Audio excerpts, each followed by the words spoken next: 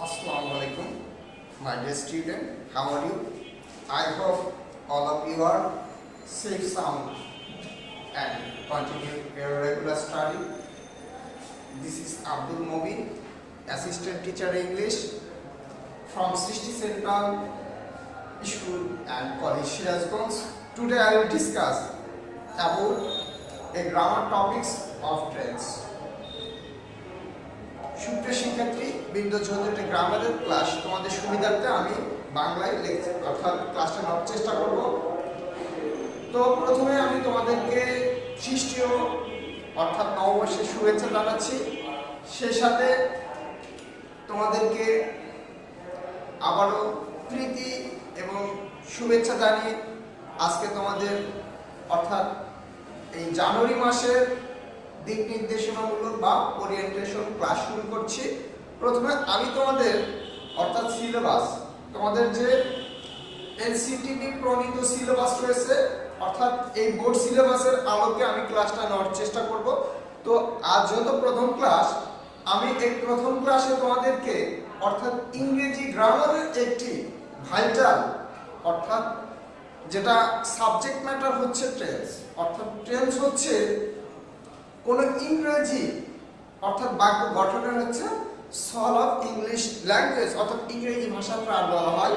অর্থাৎ তোমরা যদি এই টেন্স সম্পর্কে ক্লিয়ার কনসেপ্ট না থাকে, তাহলে তোমরা যে কোনো ইংরেজি অর্থাৎ বাক্য গঠন করতে গিয়ে তোমাদের সমস্যার সম্মুখীন হতে হবে। সুতরাং আমরা প্রথমেই এই টেন্স সম্পর্কে একটি ক্লিয়ার ধারণা নেওয়ার চেষ্টা করব। তো প্রথমে আমরা সরাসরি ক্লাসে দিকে যাচ্ছি। দেখো এখানে আমি লিখেছি যে টেন্স। টেন্স হচ্ছে কাল, কাল বা হচ্ছে সময়। দেখো অর্থাৎ কোন কার্য সম্পাদনের সময় কি বলা হচ্ছে টেন্স অথবা কাল। এখানে আমরা একটি ইংরেজিতে ডেফিনিশন লিখব। দেখো tense is always denotes the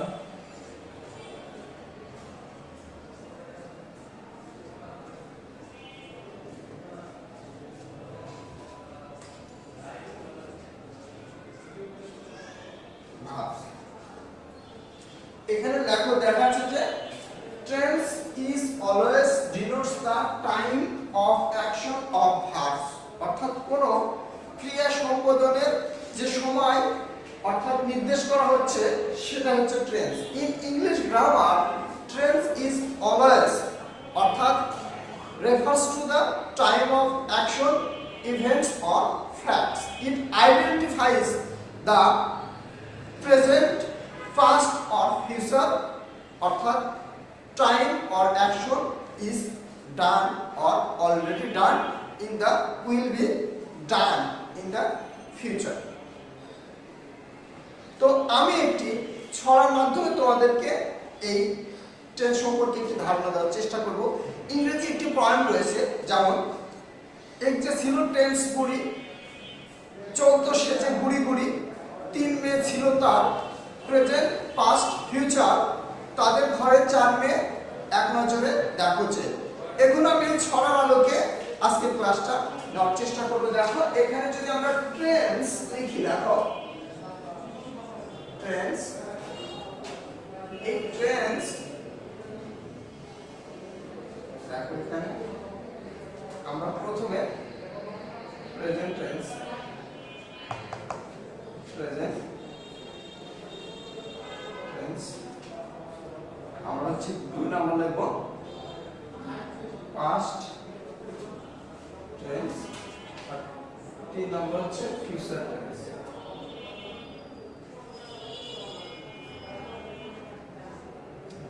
অর্থাৎ এখানে হচ্ছে প্রেজেন্ট হচ্ছে বর্তমান কাল, বর্তমান কাল, এটা হচ্ছে অতীত কাল,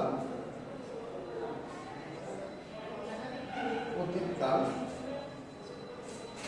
আর এটা হচ্ছে ভবিষ্যৎ কাল।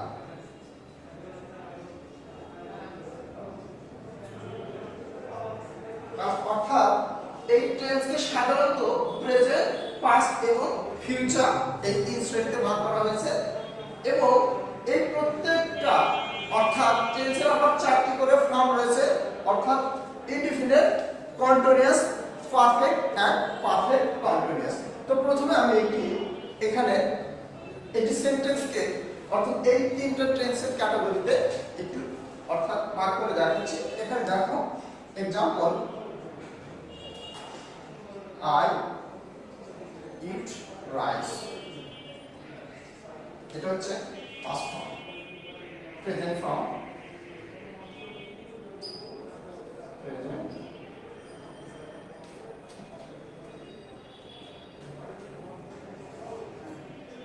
I that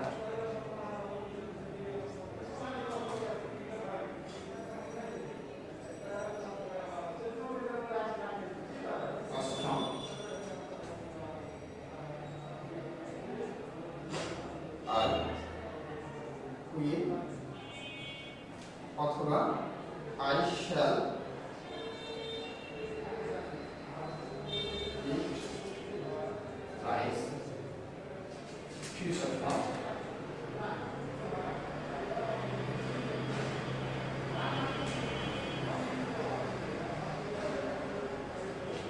অর্থাৎ এখানে দেখো আমি এখানে তিনটা সেন্টেন্স লিখেছি অর্থাৎ এই তিনটা সেন্টেন্স সাধারণত এই অর্থাৎ তিনটা টেন্সের হচ্ছে অর্থাৎ ভার্বের কার্যকে নির্দেশ করেছে। যেমন এখানে দেখো আমি প্রথমে লিখছি I eat rice, অর্থাৎ আমি ভাত খাই, অর্থাৎ এটা হচ্ছে প্রেজেন্ট ফর্মে রয়েছে অর্থাৎ ভার্বের কার্য যখন বর্তমান সময়কে নির্দেশ করে তখন তাকে বলা হচ্ছে অর্থাৎ প্রেজেন্ট টেন্স অর্থাৎ বর্তমান কাল। আর এখানে নেক্সটে দেখো I ate rice, আমি ভাত খেয়েছি, অর্থাৎ এটা অতীতের ঘটনা। সুতরাং ভার্বের কার্য যখন অতীত সময়কে নির্দেশ করবে তখন তাকে বলা হচ্ছে ফার্স্ট টেন্স অর্থাৎ এই সেন্টেন্স স্ট্রাকচার রয়েছে ফার্স্ট ফর্মে রয়েছে। আবার নেক্সটে দেখো I will বা I shall eat rice, আমি ভাত খাই অথবা আমি ভাত খাবো, অর্থাৎ ভার্বের কার্য যখন ভবিষ্যৎ সময়কে নির্দেশ করবে তখন সেটা সাধারণত ফিউচার ফর্মে অর্থাৎ থাকবে অর্থাৎ সেই ফর্মটাই হবে হচ্ছে ফিউচার টেন্স। এখানে দেখো I এর পর জেনারেলি shall বসে, আমি এখানে will অথবা shall লিখেছি। I এর পর সাধারণত জেনারেলি shall বসে যদি কোনো মানে জোর দিয়ে কোনো অর্থ দেয় সেই ক্ষেত্রে shall এর স্থলে will বসে। এখানে একটি লক্ষণীয় বিষয় হচ্ছে উইলকে আমরা যে কোনো ফর্মে ব্যবহার করতে পারি। এখন আমরা এই অর্থাৎ প্রেজেন্ট, পাস্ট এবং ফিউচার অর্থাৎ টেন্সের যে চারটি করে ফর্ম রয়েছে সেই ফর্মগুলো আমি ধারাবাহিকভাবে আলোচনা করার চেষ্টা করব। তো প্রথমে আমি এই প্রেজেন্ট টেন্সের চারটি ফর্মে আলোচনা করছি। দেখো এখানে আমরা যদি এই প্রেজেন্ট টেন্সের ফর্মকে আবার চার ভাগে ভাগ করা হয়েছে। দেখো ফর্ম অফ প্রেজেন্ট টেন্স, আমরা এখানে নেব প্রেজেন্ট টেন্স অর্থাৎ পিটি অর্থাৎ এখানে দেখো প্রথমে রয়েছে indefinite, present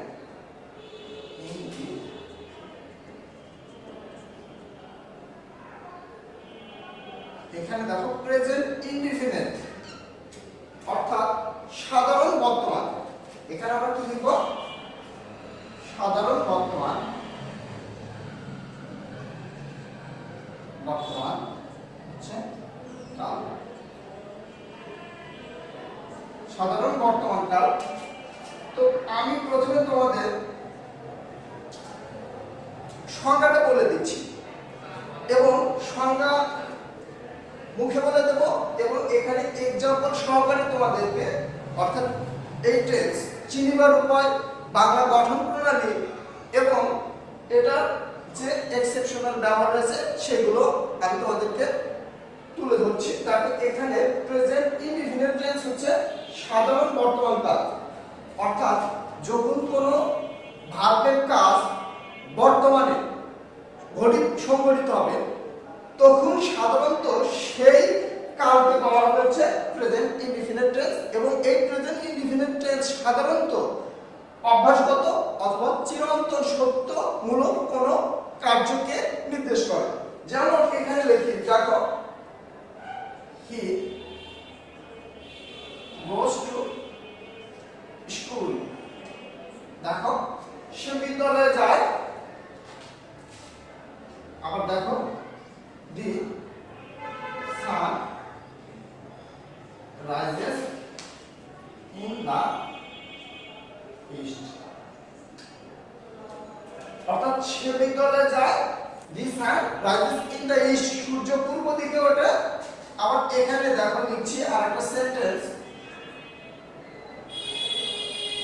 the cow eats on grass, অর্থাৎ গরু ঘাস খেয়ে বাঁচে। অর্থাৎ এই টেন্সে অর্থাৎ গঠন প্রণালীটা হবে, দেখো স্ট্রাকচার সাবজেক্ট প্লাস হচ্ছে ভার্ব প্লাস এস অথবা এস প্লাস হচ্ছে অবজেক্ট। অর্থাৎ আমরা সাধারণত সাবজেক্ট এরপর ভার্ব প্লাস হচ্ছে নাম্বার এবং পার্সন অনুসারে এস অথবা এস প্লাস হচ্ছে অবজেক্ট বসিয়ে আমরা এই টেন্স সাধারণত গঠন করতে পারি। এই টেন্স দ্বারা সাধারণত বর্তমানে কোনো কাজ ছাড়াও সাধারণত নিকট ভবিষ্যতে কোনো কাজ ও বোঝায়, এবং এই টেন্স দ্বারা সাধারণত চিরন্তন সত্য এবং অভ্যাসমূলক কার্যকে নির্দেশ করে। তো আমরা এর পরবর্তীতে টেন্সটা শিখব, সেটা হচ্ছে প্রেজেন্ট কন্টিনিউয়াস টেন্স। আমরা এটা মিশিয়ে দিচ্ছি, দেখো প্রেজেন্ট 2 নাম্বার,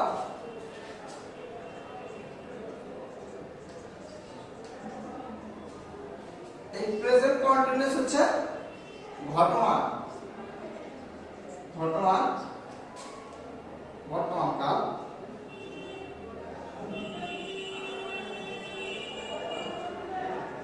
দেখো বর্তমান কাল, অর্থাৎ এই টেন্সের অর্থাৎ সংজ্ঞাটা হবে যে টেন্স দ্বারা বর্তমানে কোনো কাজ চলতেছে বুঝায়, অর্থাৎ শেষ হয়নি, চলতেছে, সেই কালকে বলা হচ্ছে প্রেজেন্ট কন্টিনিউয়াস টেন্স। দেখো আমরা এখানে একটি एग्जांपल দিচ্ছি, एग्जांपल যেমন he is going to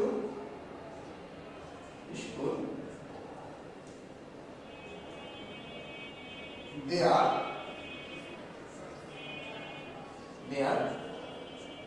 playing football. দেখো সে বিদ্যালয়ে যাচ্ছে এবং দে আর হচ্ছে প্লেইং ফুটবল, তারা ফুটবল খেলিতেছে।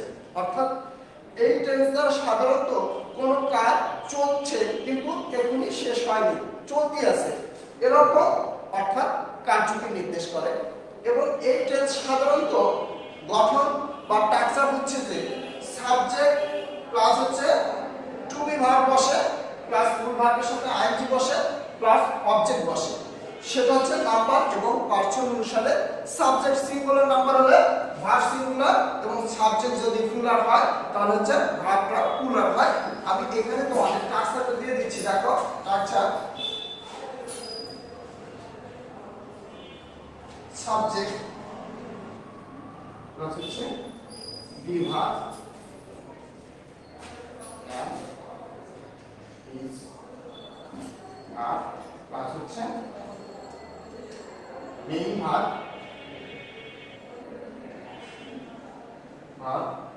প্লাস হচ্ছে আইএনজি প্লাস হচ্ছে আদার্স। অর্থাৎ এই স্ট্রাকচার অনুসারে আমরা সাধারণত এই টেন্সটা গঠন করতে পারি। তো সুপ্রিয় শিক্ষার্থীবৃন্দ, এই ছিল হচ্ছে তোমাদেরকে অর্থাৎ টেন্সের অর্থাৎ ফাংশন অফ টেন্সের উপর আমার হচ্ছে অর্থাৎ ফার্স্ট ক্লাস। নেক্সট ক্লাসগুলোতে আমি ধারাবাহিকভাবে অর্থাৎ এই বায়োলজি ফার্মের উপর ক্লাস নেওয়ার চেষ্টা করব। সে পর্যন্ত সবাই ভালো থাকো। সবাইকে আবারও শুভেচ্ছা জানিয়ে আজকের ক্লাস এখানে শেষ করছি। খোদা হাফেজ। আসসালামু আলাইকুম।